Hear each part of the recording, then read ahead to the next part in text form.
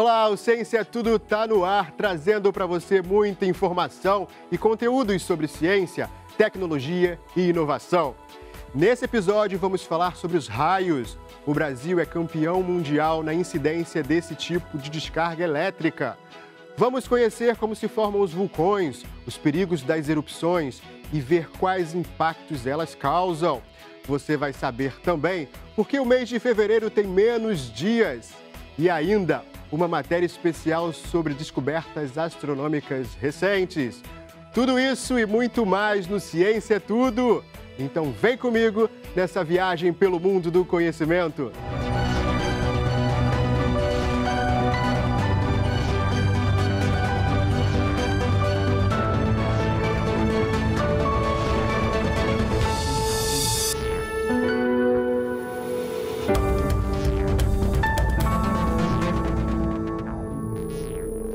No ano passado, foram registrados mais de 150 milhões de raios no Brasil.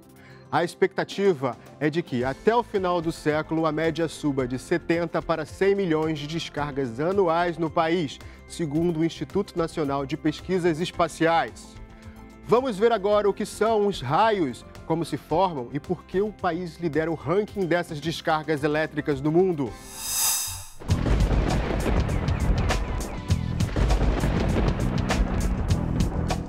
Na mitologia grega, os raios eram lanças feitas pelos ciclopes, criaturas de um só olho para que Zeus atirasse sobre os homens pecadores.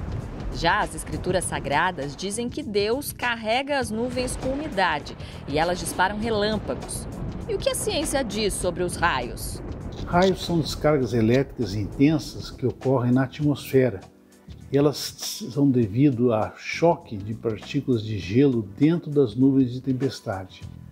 As partículas de gelo se chocam e, por atrito, produzem cargas elétricas. E essas cargas elétricas vão dar origem aos raios.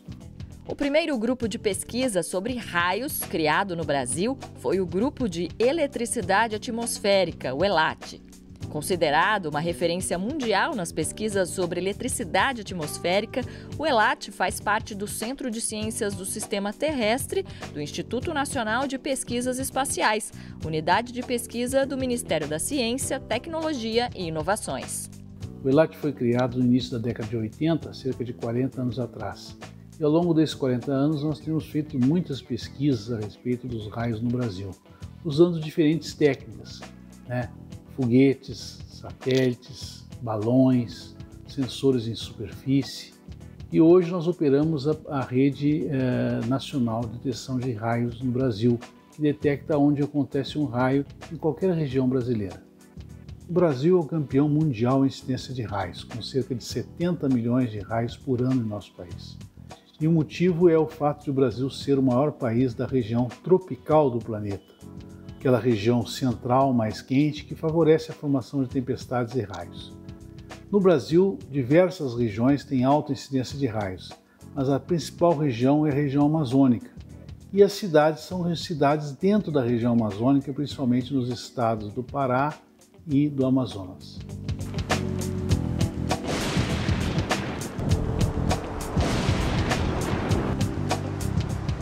Bem, com o aquecimento do planeta, nós devemos ter um aumento na incidência de raios e tempestades nas próximas décadas no Brasil. As temperaturas maiores favorecem a maior quantidade de umidade na atmosfera, o que facilita a ocorrência do fenômeno. Nós esperamos até o final desse século um aumento em torno de 40% na incidência de raios no Brasil.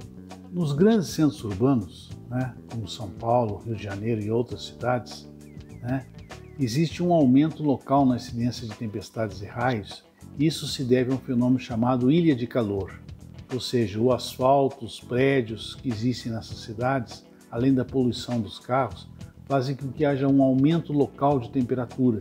E esse aumento local de temperatura favorece a formação de mais tempestades e intensifica as tempestades nessas regiões. A alta incidência de raios no Brasil traz como consequências fatalidades e prejuízos. Hoje nós temos cerca de 100 mortes por raios anualmente e prejuízos que ultrapassam $1 bilhão. A tendência é que esses números aumentem à medida que os raios aumentam. A maioria das mortes por raios acontecem quando as pessoas estão ao ar livre. E a principal recomendação quando uma pessoa está nessa situação é que tão logo ela perceba a aproximação de uma tempestade, ela busque abrigo num carro fechado ou dentro de uma residência. Num carro fechado você está 100% seguro, mas dentro de uma residência você está mais seguro que ao ar livre, mas ainda você corre alguns riscos. E que tipo de riscos? Ficar em contato com qualquer objeto ligado à rede elétrica ou à rede telefônica, como por exemplo falar no telefone com fio, falar ao celular com o celular ligado à rede elétrica pelo carregador, tomar banho no chuveiro elétrico, ficar encostado numa geladeira e assim por diante.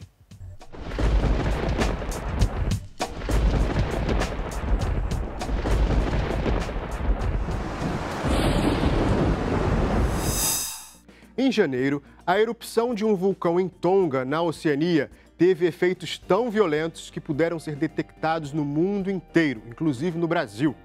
De acordo com a NASA, a Agência Espacial Norte-Americana, a erupção foi mais potente que a bomba atômica. Para se ter uma ideia, a explosão pôde ser vista até do espaço.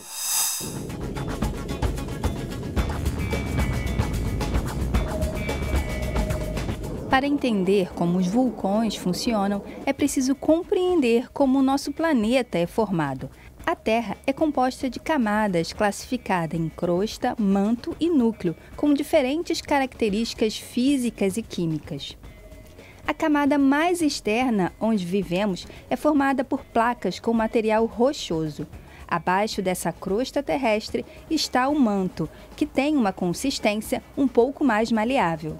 Com a movimentação dessas camadas terrestres, chamadas de placas tectônicas, a pressão no interior da Terra causa as erupções vulcânicas. Os vulcões são formados assim, a partir dessa energia toda interna que procura, né, uma facilidade para subir à superfície. Então, encontra essas facilidades, maior vezes, nos encontros dessas placas que estão em movimento. Os milhares de vulcões no planeta podem estar presentes tanto na superfície terrestre como submersos no oceano. Em atividade hoje, são cerca de 1.500 vulcões. A maioria dos vulcões ativos hoje estão no chamado Círculo de Fogo, onde justamente se encontram as placas tectônicas. Bem nessa região está a ilha de Tonga, que foi devastada pela forte erupção de um vulcão submerso no Oceano Pacífico. Os efeitos da intensa erupção do Tonga foram sentidos até aqui no Brasil, que recebeu partículas do vulcão. O Centro Brasileiro de Pesquisas Físicas chegou a detectar a variação da pressão atmosférica em um dos seus laboratórios. Nos últimos anos, outras erupções também chamaram a atenção do mundo. Em 2021, um vulcão na Islândia virou atração turística, ao entrar em erupção em uma área sem habitantes. No mesmo ano, o vulcão mais ativo da Europa, o Etna, que fica na Itália, fechou o aeroporto mais próximo da região. Já em La Palma, nas Ilhas Canárias, a erupção de um vulcão causou estragos na região que pertence à Espanha. Milhares de construções foram queimadas e os moradores tiveram que abandonar as suas casas.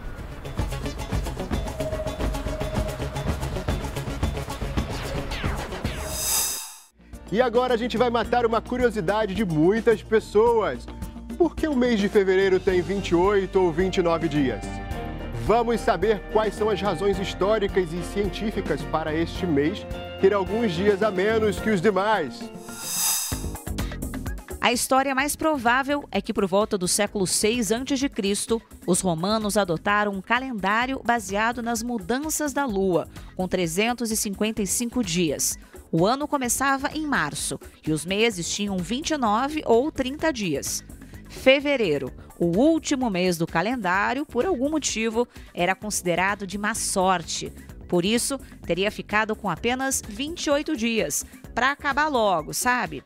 Mas aí, em 46 a.C., sob o governo de Júlio César, o calendário passou a se basear no ciclo solar, com meses que tinham 30 ou 31 dias, e fevereiro, 29, somando assim 365 dias no ano.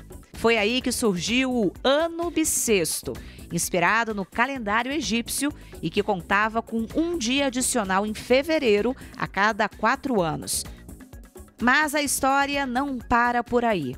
Se na época de Júlio César, fevereiro tinha 29 dias, como é que foi reduzido para 28, que é o que vemos hoje? É que com a morte dele, o Senado romano decidiu homenageá-lo e criou Júlio, o mês com 31 dias. Depois, foi a vez de homenagear Augusto César, criando agosto, com também 31 dias. Afinal de contas, não podia ter diferença entre os dias dos imperadores. E aí, quem pagou o pato foi fevereiro, que voltou a ter 28 para se manter assim os 365 dias do ano. Só no século XVI é que o Papa Gregório XIII inaugurou um novo calendário para corrigir algumas distorções do sistema romano. E o calendário gregoriano, adotado até hoje pelo Ocidente, manteve fevereiro com 28 dias, ou então com 29, nos anos bissextos. E fique aí, sabe por quê? Depois do intervalo a gente volta com mais ciência, tecnologia e inovação. O Ciência é Tudo volta já já.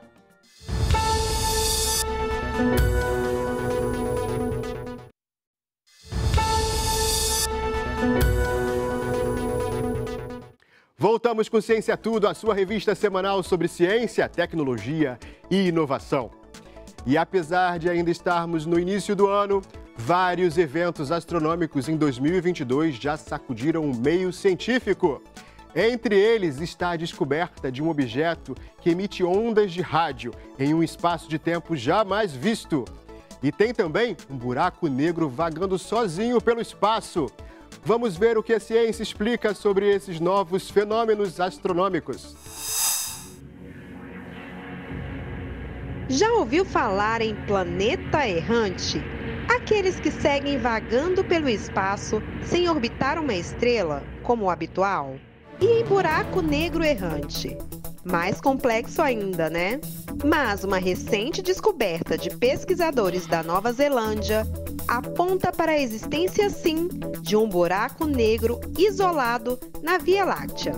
Em geral, buracos negros supermassivos são encontrados no centro das galáxias. Já os estelares são acompanhados de uma estrela ou de outros buracos negros. Para a astrofísica Roberta Duarte, encontrar um objeto deste, sozinho, até então, era algo que parecia bem difícil. Para ela, uma descoberta inusitada. Quando um buraco negro está sozinho, por definição, um buraco negro ele não emite nenhum tipo de luz, a gente não consegue observar ele não é visível, digamos assim. Então, a gente sempre observa com a interação com o meio que ele está. Por exemplo, se tem estrelas orbitando ele, a gente consegue encontrar ele. Pelo disco de acreção brilhando, a gente consegue encontrar. Por ondas gravitacionais também. Nesse caso, como ele era um buraco negro sozinho, sem nada por perto e assim não tinha interação com o ambiente, então assim, era uma coisa assim, já difícil de ser encontrada, porque a gente não tem interação, não tem nada. Mas o que aconteceu foi que quando eles estavam observando com o telescópio Hubble no céu, eles observaram uma estrela em específico. E depois de acompanhar 270 dias essa estrela, eles perceberam que no meio do caminho a luz dessa estrela era desviada. E depois de estudar o que estava acontecendo naquele ponto em específico, eles encontraram que ali tinha um buraco negro estelar que estava distorcendo a luz, porque o buraco negro ele tem o poder de distorcer a luz, porque o campo gravitacional dele é muito forte, e que ali tinha um buraco negro. E essa foi a primeira observação de um buraco negro errante, e isso é tão difícil porque assim, precisa estar no exato momento, no exato lugar. Então assim, é uma coisa assim, bem difícil de encontrar, mas eles conseguiram observar utilizando os dados do Hubble. E se o Hubble aponta dados para situações desconhecidas como esta, as expectativas são ainda maiores para os achados do James Webb. O telescópio, que foi lançado ao espaço em 25 de dezembro passado, já chegou ao seu destino a 1,5 milhão de quilômetros da Terra e tem espelhos capazes de enxergar a radiação infravermelha. Isso quer dizer olhar para o surgimento das primeiras galáxias. O James Webb assim, é o telescópio mais esperado desde o Hubble, que foi há mais de 20 anos atrás. Então, assim, esse telescópio é realmente um marco, tanto na tecnologia quanto na astronomia. E o motivo disso é porque, principalmente, a tecnologia dele já é uma tecnologia assim, muito avançada, que assim, abriu muitas portas, principalmente para a engenharia e para a computação. Mas no caso científico da astronomia é porque o James Webb vai nos possibilitar enxergar mais longe, mais no passado. Então, assim, porque no universo, quanto mais longe nós enxergamos, mais no passado a gente está enxergando, porque é o tempo que a luz demora para chegar aqui. Então, se a gente está enxergando um momento a 200 milhões de anos-luz no passado, então é o tempo que a luz está demorando para vir na Terra. O James Webb, por causa disso, porque a gente vai conseguir observar quando o universo ainda estava se formando, os processos, quando as primeiras galáxias estavam se formando, as primeiras estrelas estavam se formando, a gente vai conseguir também observar os primeiros buracos negros, como os buracos negros afetaram a evolução das galáxias e como eles se formaram também.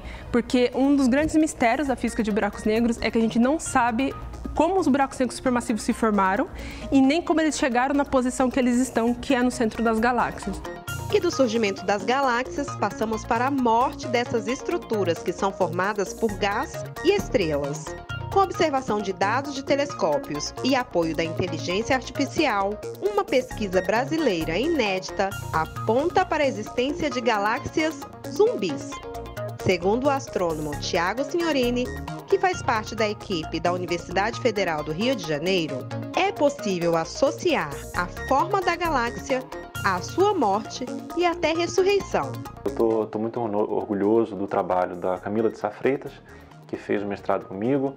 Ela é doutoranda na Alemanha agora e nós acabamos de publicar um trabalho sobre a morte de galáxias, como as galáxias morrem, como isso tem a ver com o formato delas. Então a gente consegue analisar um pouco a idade das estrelas em galáxias e a gente consegue determinar como algumas galáxias, conseguem, elas, dependendo da sua história, elas podem mudar de formato, talvez, se elas sofrerem algum evento mais violento, e ao mudar de formato, elas também perdem o gás que serve como combustível para a formação estelar. Inclusive, às vezes, quando elas sofrem colisões e quando elas, canibalizam também galáxias que têm mais gás, elas podem, de novo, ter um formato um pouco mais indefinido e voltar a formar estrelas. Então a gente chamou essas galáxias, talvez galáxias zumbis, ou algumas galáxias que estão saindo da cova, pelo menos temporariamente,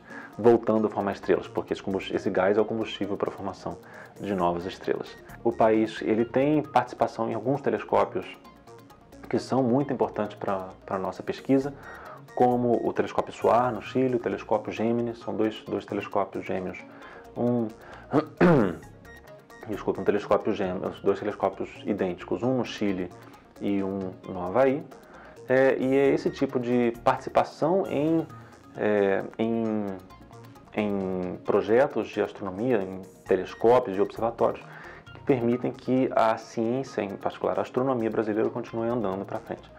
Mas é importante a gente continuar financiando. O Brasil tem, o São Paulo em particular tem participação, por exemplo, no GMT, o Telescópio Gigante de Magalhães, que vai ser um telescópio de 24 metros a ser construído no Chile.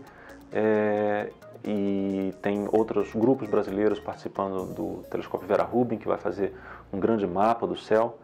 Esse tipo de investimento é fundamental, e é fundamental que a gente consiga continuar esse tipo de investimento. É uma coisa que está ficando cada vez mais difícil, mas a gente precisa investir para continuar financiando a participação de pesquisadores brasileiros nesses projetos, de tal forma que a gente continue sempre conseguindo novos dados. Outra descoberta que movimentou a comunidade científica nos últimos dias foi a de um objeto brilhante, até então desconhecido. Ele emite a cada 18 minutos ondas de rádio com alta liberação de energia. Os cientistas australianos ainda não sabem responder se trata de uma estrela de nêutrons, formada a partir da explosão termonuclear de estrelas. Mas os autores da descoberta foram categóricos em afirmar que nada nem parecido com este objeto foi observado no céu até então.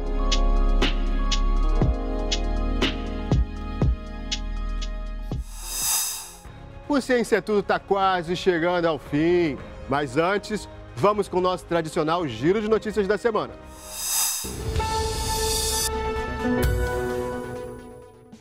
O Ministério da Ciência, Tecnologia e Inovações, em parceria com a FINEP e a Agência Espacial Brasileira, lançou um edital que vai destinar R$8 milhões para o desenvolvimento de um protótipo de foguete de capacitação e treinamento. A cerimônia de lançamento ocorreu no Parque Tecnológico de São José dos Campos. É uma honra nossa, até porque aqui no parque a gente pega sonhos e transforma em realidades. Então, assim como sonhaste em chegar no espaço um dia, tem muitos empreendedores aqui que sonham em poder fazer com que as empresas deles cheguem no espaço um dia. E quem sabe não vai ser justamente nesse edital. Então, esse edital, ele é para nós da FINEP um evento de muita importância. Uma retomada para que nós possamos produzir no Brasil um bem que é difícil acesso, tecnologia de difícil acesso, tecnologia sensível, o que será produzido por vocês aqui. Os recursos são do Fundo Nacional de Desenvolvimento Científico e Tecnológico, FNDCT. A chamada tem o objetivo de incentivar o desenvolvimento de um protótipo de foguete de capacitação e treinamento, PFC, feito com qualquer tipo de propulsão, fortalecendo assim o Programa Espacial Brasileiro. Nós temos, agora falando especificamente com relação a essa parte de foguetes, o que consta da nossa estratégia. Vocês lembram que nós tivemos a primeira Olimpíada Brasileira de Satélites. Por que vocês estão fazendo a Olimpíada Brasileira de Satélites? É para motivar os jovens das universidades, do ensino básico, do ensino médio, a começarem a pensar em sistemas espaciais. Não adianta a gente ter o melhor sistema do planeta se a gente tiver jovens interessados, novos engenheiros, novos profissionais do setor. Então a gente começa a movimentar ali. Está no nosso escopo também a gente ter a primeira Olimpíada de foguetes universitários, lá para 40, 50 quilômetros, para trazer mesma ideia, formar esse pessoal. Eu vejo aqui, nessa chamada, uma possibilidade de a gente trazer as startups. Repararam que dentro da chamada tem isso, de movimentar startups, movimentar o pessoal jovem, empresas jovens, aquela pessoa com aquele sonho de colocar, de transformar a sua ideia num veículo espacial, a gente ter essas startups participando. Eu quero que elas participem como foguetes agora, em foguetes de treinamento. Por que é importante esse tipo de foguete de treinamento? Bom, a gente tem um centro de lançamento. Agora, esse ano, a gente já deve ter um lançamento de um foguete sul-coreano. De lá é um centro comercial, um centro espacial de Alcântara. A gente precisa manter a tripulação do centro preparada, pronta, operacionalmente pronta. Então, a gente precisa desses foguetes para treinar todo o sistema a preparação, o lançamento, o acompanhamento e tudo mais. Então, esses foguetes são essenciais. Fora isso, o desenvolvimento desses foguetes vai permitir também o desenvolvimento dessas empresas que vão desenvolver tecnologias para outros tipos de foguetes, para foguetes de maior porte, e o desenvolvimento das tecnologias associadas a isso. O edital na íntegra pode ser acessado no site da FINEP. As inscrições começam no dia 7 de março e vão até 22 de abril. Ganhadores das Olimpíadas Científicas organizadas pelo MCTI receberam medalhas de honra ao mérito em Jacareí, São Paulo. Foram homenageados alunos de escolas das cidades de Jacareí, Guararema e Santa Isabel. Na cerimônia de premiação, também foram entregues bolsas de iniciação científica júnior do programa Auxílio Brasil, pagas pelo Conselho Nacional de Desenvolvimento Científico e Tecnológico, entidade vinculada ao Ministério da Ciência, Tecnologia e Inovações.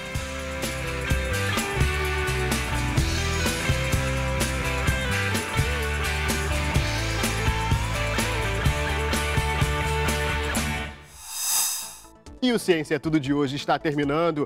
Eu espero que você tenha aproveitado essa nossa jornada pelo universo da ciência, tecnologia e inovação.